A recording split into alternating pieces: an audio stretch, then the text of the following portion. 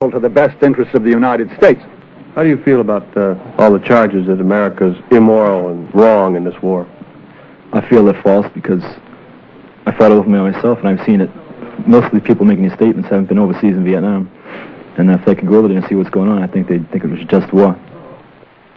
And we just cannot now dishonor our word or abandon our commitment or leave those who believed us and who trusted us to the terror and repression and murder that would follow. I don't think there's any evidence or any real reason to believe that that kind of mass execution would take place.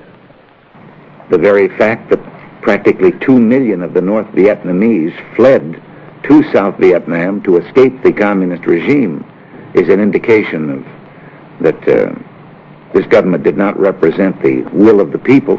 Not only are we bleeding our men, having them die in Vietnam, we are spending at the rate of about $30 billion a year, $2.5 billion a month in Vietnam. Now that's more than we spend on our entire housing program. It's more than we spend on our entire poverty. And this money must be diverted back to our domestic needs, and we must end this feudal war, immoral war. The invasion of any and all outsiders, the French, the Japanese, and now the Americans.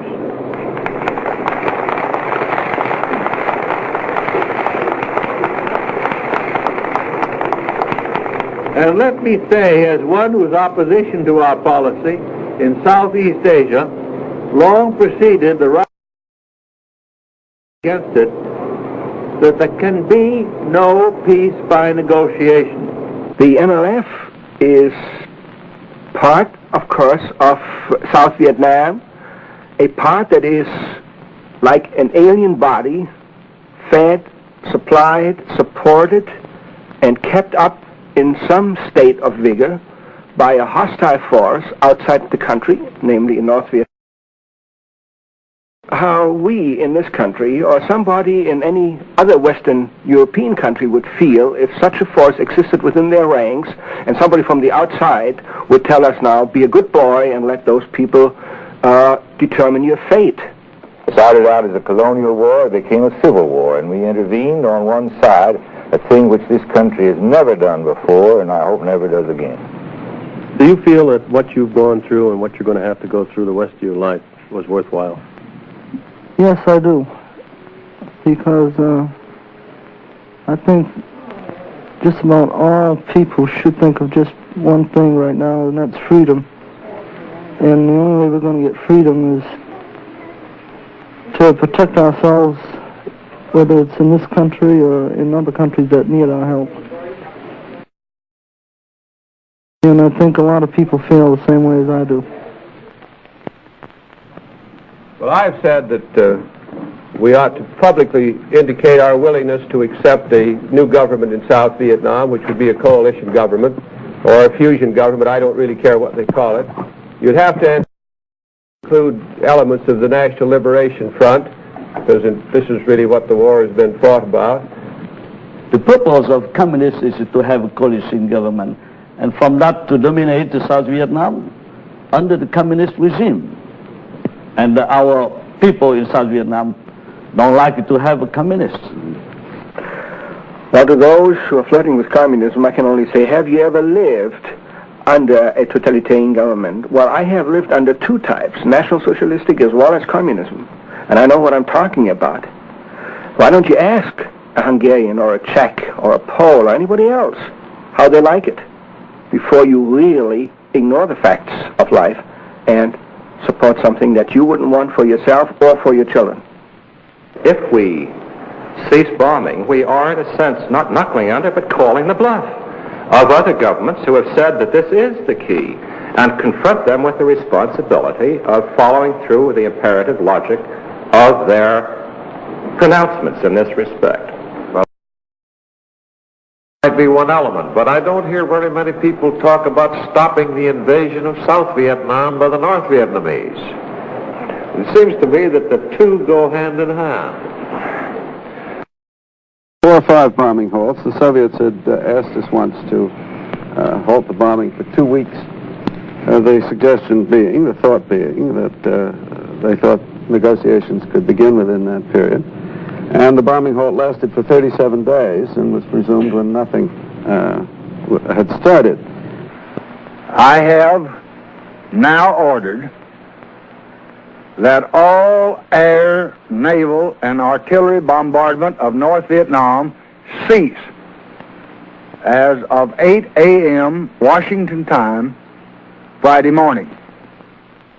This is the kind of peripheral struggle that I think should be compromised. Now, I don't mean by that we run out and run it. I don't advocate we just say forget it at all. But it isn't of the kind of surely would cause great nations to go to an all-out war. If you're going to fight a war, I believe in winning it because you're losing lives, and this is one thing ought to be number one priority. And whenever you get into war, my own idea is get everything you can, fast as you can, use everything you can, and get it over with. And I preach this, I'm not saying anything new. Until the president stands up and says, we're bringing all of the troops home as quickly as we can bring them home, we're bringing them home now, I think the anti-war sentiment in the country will continue to grow. We have to bring them home, and we have to bring them home immediately. But ending the conflict is not so simple as just calling it off and coming home, because the price for that kind of peace could be 1,000 years of darkness for generations yet unborn. You don't think there should be a demonstration against the war? Do you think it does any good? That might hurry up the withdrawal? No, I don't think it will hurry up anything. It might delay it. Oh, do you have any children? Yes, I have 3 boys. Any of them old enough to take part? One will be 18 next month. Last spring, Jerry Grossman, a Boston businessman, who was the president of Massachusetts Peace Action Council, suggested that it might be possible to begin to put together an effort across the country to take time away from regular activities and instead devote those days to working against the war. A lot of Americans are against war, but a lot of them that are against it don't really know everything about it, and they half know about it, and they don't really try to understand. They don't know the Vietnamese people, and they don't know the situation between the South and the North. As they are they know they are not become stronger, but they believe it. You become weaker and weaker.